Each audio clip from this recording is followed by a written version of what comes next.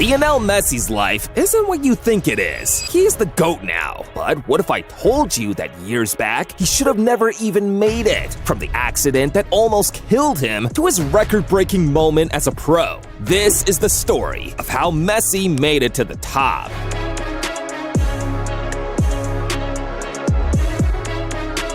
And I've got to start from the beginning, where Messi was lucky to still be alive in the first place. Messi was born on June 24th, 1987, and his birth story wasn't anything to write home about. His parents, Jorge and Celia, were so poor that sometimes even getting what to eat was a problem. Leo was the last of the Messi kids, having older brothers named Rodrigo and Matias, and a younger sister named Maria. Despite the challenges they faced growing up, Messi didn't let it bother him, because if there was one place he knew he could escape all that, it was his favorite sport, football. As a young kid, Messi fell in love with the game, but because of how small he was, he found it hard to join his neighborhood youth team, until the day Grandma Cecilia got involved, and everything changed. The local team was having a match, and as usual, everyone around turned up to see this one, including the Messis, the entire family. With the team losing 1-0, Messi's grandma came in at halftime and insisted that the coach put him in. And as soon as he did, the rest became history. Messi became so good that Grandma Cecilia had been able to convince his parents to save up and get him a pair of boots so he could join the neighborhood team. And at 11, Messi had become so good that the Newell Old Boys came calling. But you see, guys,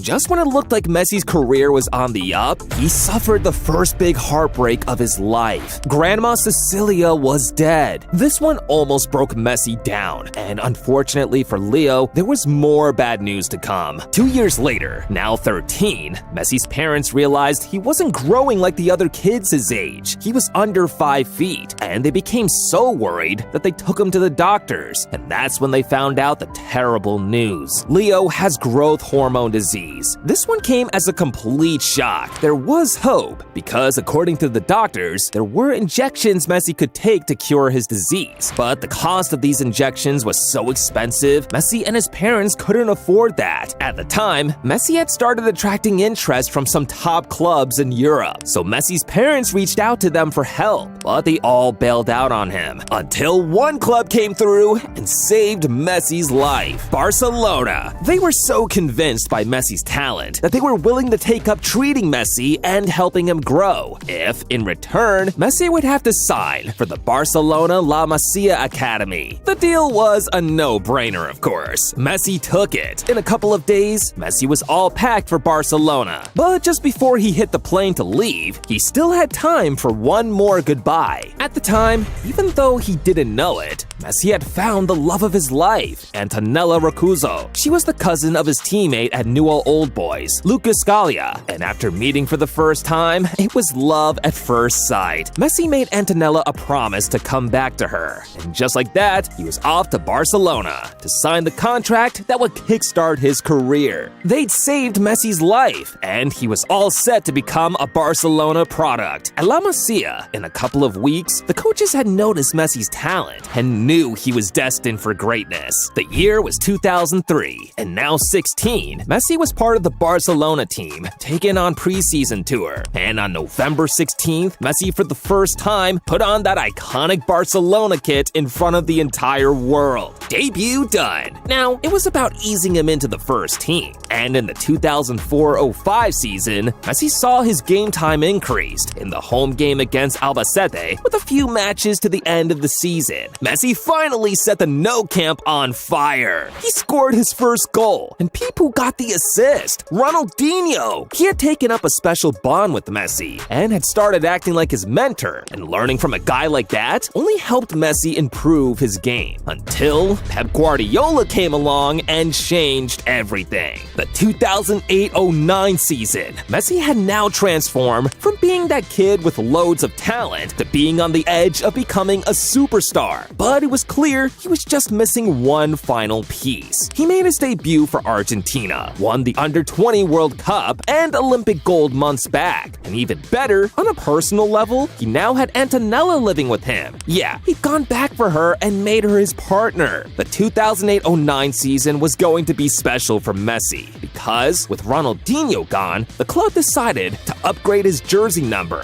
from 19 to the iconic 10. Pep brought a new system that made Messi central to the team's style of play, and the results? Barcelona won the treble, with the highlight being that Messi header in the Champions League final. That season, in 38 games, Messi bagged a staggering 38 goals and 19 assists in all competitions, and this form was enough to get him crowned as the best player in the world, the Ballon d'Or. In 2010, Messi continued in the same fashion, winning the Ballon d'Or again. Not quite at the same level as a team, but on a personal level, Messi's numbers were up. This time with 47 goals and 12 assists in 53 games. And in 2011, he made it a hat trick of Ballon d'Ors. This time, finally hitting the 50-goal mark for Barcelona, with 53 goals and 27 assists in all competitions, and going too clear of his new rival. At the time, the Messi and Ronaldo rivalry was just starting to heat up. Ronaldo had transferred to Real Madrid a season back, and El Clasico was now as heated as ever. 3 Ballon d'Ors! Surely there was no way he was going to add a 4th, right? I mean, he couldn't. He just absolutely could not do it. Of course he did! He's Messi! 2012 was a special year for Messi, because towards the end of it, he broke Gerd Muller's long-standing record for having the most goals in a calendar, hitting 91 goals in 2012.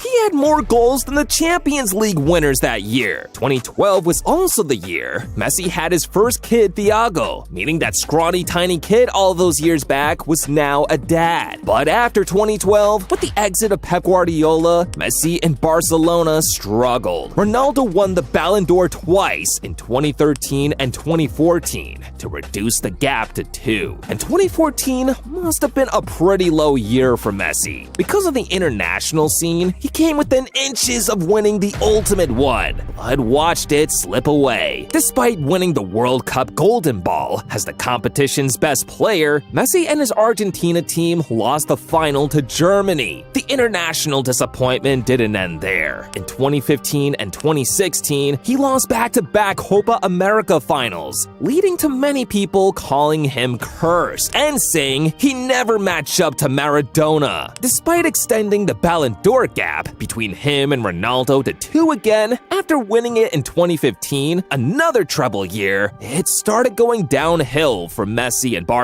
in the big one, European football. In 2016, a quarterfinal exit. In 2017, another quarterfinal exit. 2018, the same thing. And in 2019, with Messi as club captain, they finally made it to the semifinals. But once again, another exit. 2020 was a particularly low year for Messi. His idol Maradona died, and in the Champions League, well, this happened. But by 2021, things were about to go on the up, because after 28 years in the home of their biggest rivals, Messi and Argentina finally did it. He'd finally won something with the national team. Looking at it now, it's funny how it works. A few weeks back, Messi was the happiest man alive. Fast forward to the middle of August, and he was in tears. Barcelona was in a financial mess, and what this meant was that the club couldn't afford to pay Messi's fees, so they had to do the unthinkable and had to let him go for free. 778 games for the club, 672 goals, 303 assists, 6 Ballon d'Ors,